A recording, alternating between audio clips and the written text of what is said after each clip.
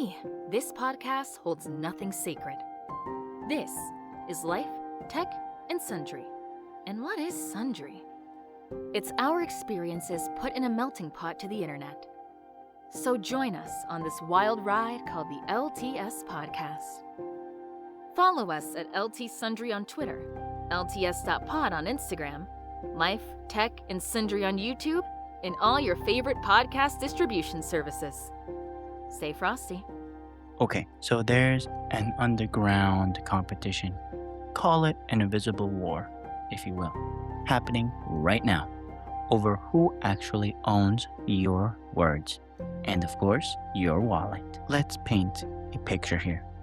Imagine starting this sleek, members-only vinyl record lounge. You built it just to escape all that noisy commercial radio, right? But you look up a few years later and your lounge is completely overrun by guys in cheap suits shouting passive income schemes into megaphones. So what do? You forcibly evict them all. You build a moat and you pretty much declare the space a, wait for it, fortified human-only sanctuary. Now, at that exact same time, right down the road, this email newsletter platform opens up its own doors. They completely throw out traditional editors, hand out massive upfront cash advances to top-tier journalists, and they tell everyone to just bypass the algorithms entirely and fight it out directly in the user's inbox. That's the ultimate collision course between these companies known as Medium and Substack, the two massive digital empires trying to monetize your attention span before they completely mutate or implode over the next minutes. We are dissecting the cash flows, the internal corporate drama, and the hidden glass ceilings of both platforms, so you know exactly where you're going. Salutations. I'm your host, Marcos Lopez, and you've tuned into LTS Out of Office. Remember to sip your hot coffee. Don't chug it. You don't want to get burned. Let's just enjoy our cups. Let the caffeine hit smoothly and dive straight into the evolution, starting with the evolutionary vibe check. Utopia versus Exodus. So, Eve Williams, the co-founder of Twitter, starts Medium back in 2012 with this noble, slightly pretentious, I do say so myself, dream of an ad-free long-form sanctuary. It relied entirely on venture capital back then, letting tech founders and designers share pristine essays without any commercial pressure. They gave us beautiful default typography and a clean read time indicator that made a casual diary entry look like a professional magazine column. But high-minded locals don't pay the bills in Silicon Valley or anywhere. So, in 2017, they threw up a $5 monthly paywall and launched the Partner Program. The early system favored users with claps, which immediately flooded everyone's feed with clickbait listicles about the daily habits of billionaires. Again, they wanted to escape the algorithm, ended up creating their own algorithm. Instead of deep, nuanced explorations, writers quickly learned to game the early algorithm, called it, turning an intellectual refuge into a high-speed attention mill. Right around that same time, creators are getting exhausted by those moving algorithmic targets. So, Substack launches to move long form writing entirely into the email box. By living directly in the inbox, creators could completely bypass the unpredictable social media algorithms that throttle each writer's reach. It was just a simple text editor married to a basic Stripe payment processing setup, proving the humble email was the ultimate unthrottable personal feed. Then Substack starts making major power moves, weaponizing its Substack Pro program by dangling massive upfront cash advances to lure high-profile journalists away from traditional media. It sparked this massive independent gold rush where industrial writers left prestigious newsrooms to become their own bosses. I can respect that.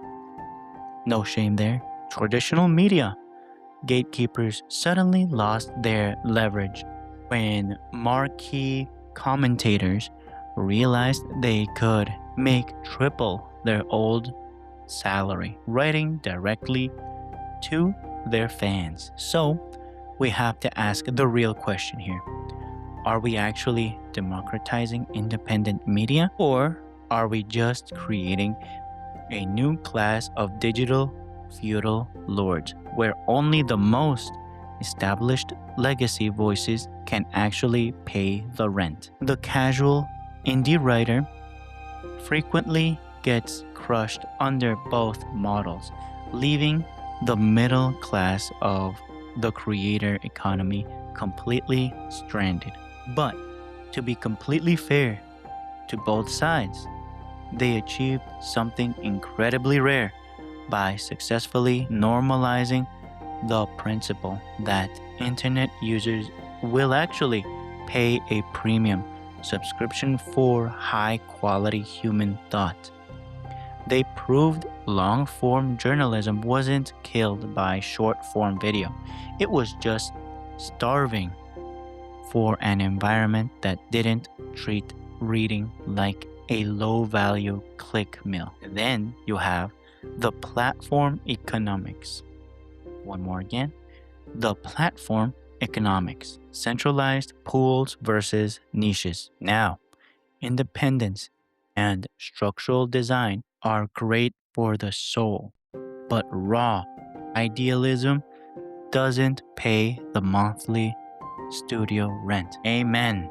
To better understand how these two competing philosophies actually scale over time, we have to look at the cutthroat internal economics driving their growth engines. The company Medium runs on a collective paywall tier, meaning subscription fees are pulled together and distributed out to creators dynamically. Instead of paying for empty clicks, the payout math weighs active reading time, highlighting behavior and comment interactions from paying members, versus the company Substack, on the other hand, pioneered a flat rate infrastructure, a model where they handle email delivery and billing, taking a clean 10% cut of your subscription revenue. It proved the economics of niche audiences. You don't need a million casual followers. You just need 1,000 true fans willing to give you $5 a month. To protect that shared ecosystem, Medium's current system aggressively deprioritizes transactional marketing loops. They explicitly banned the monetization of meta medium stories, completely demonetizing creators who wrote paywalled articles explaining how to make money on Medium. Now, to combat consumer subscription fatigue, Substack writers are organically forming their own independent collectives. One more again, independent collectives and cross-promotional bundles. They're effectively creating the structural model of digital magazines from scratch, completely skipping the corporate executive overhead. But look at the economic trap cutting deep both ways. On Medium, you're held hostage, if I do say so, to sudden algorithmic whiplash that can destroy your livelihood overnight, while on Substack, you hit a hard consumer glass ceiling where the average user will only buy a new solo newsletter before tapping out. It's a tough choice between unpredictable algorithmic dependency or the constant, exhausting execution of being your own sole marketing manager, which is in many companies their own job title.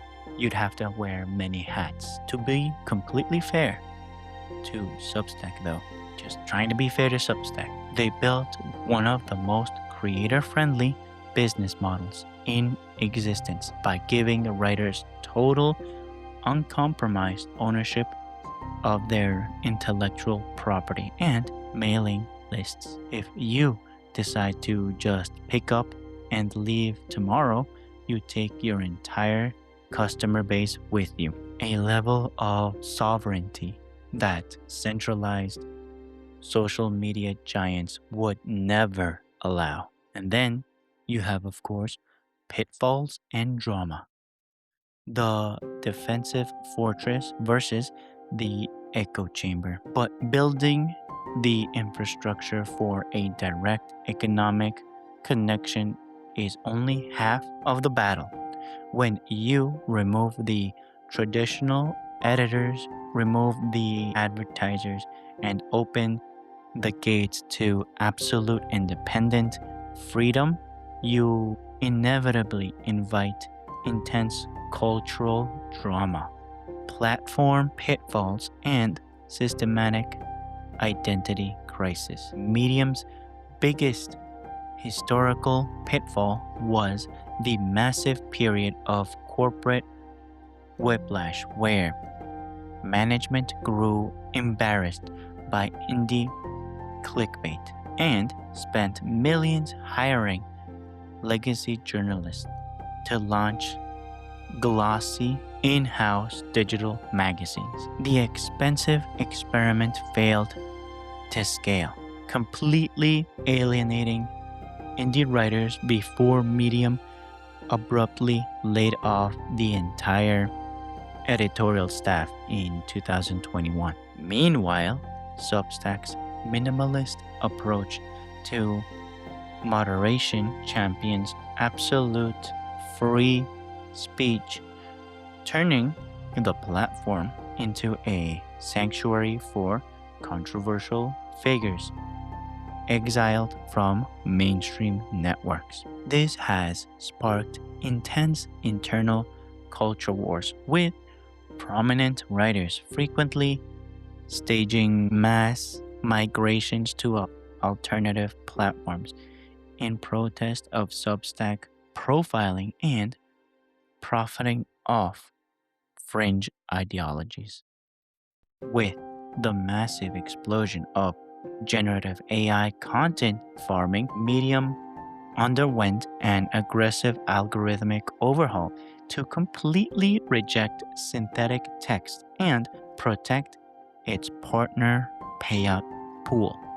Try saying that 3 times over. They repositioned themselves as an anti-social media platform, wiping out classic top writer profiles and conducting mass spam bot purges to maintain a strict human-only ecosystem.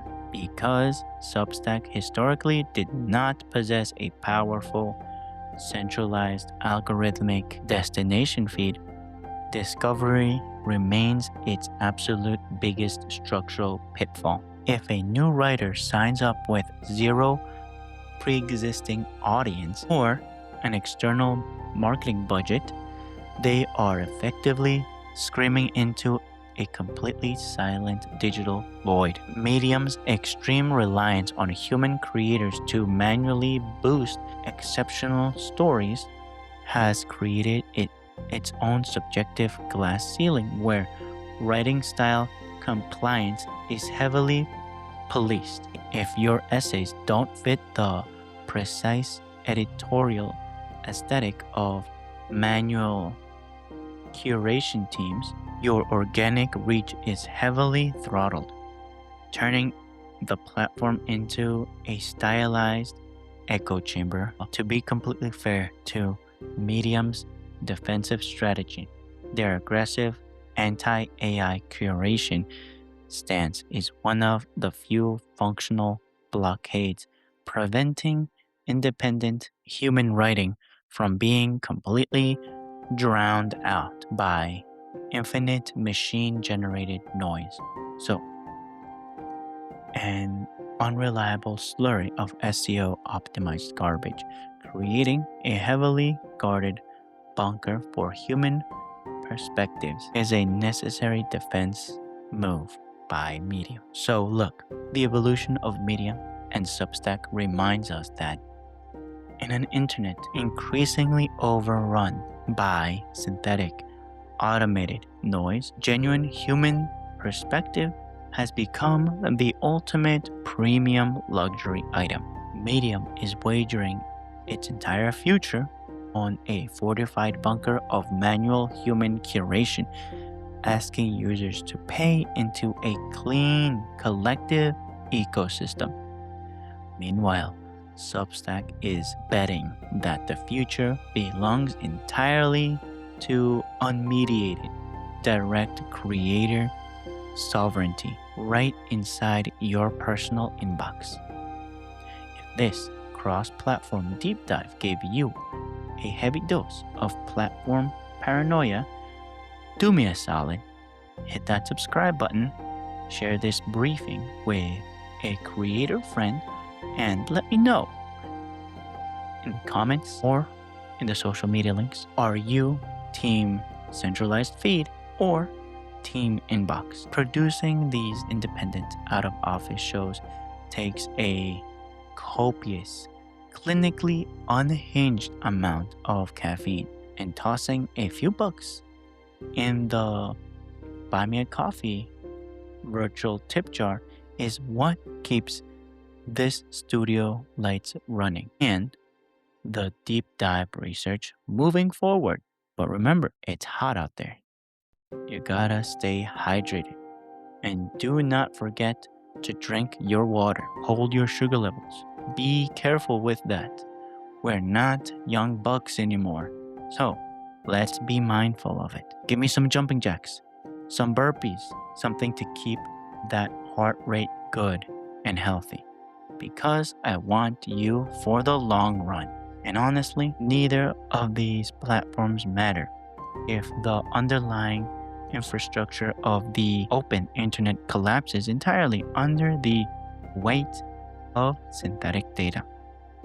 To see exactly how AI platforms are destroying independent discovery, click on the previous episode where we break down the reality of the dead internet theory and what it means for your creative business.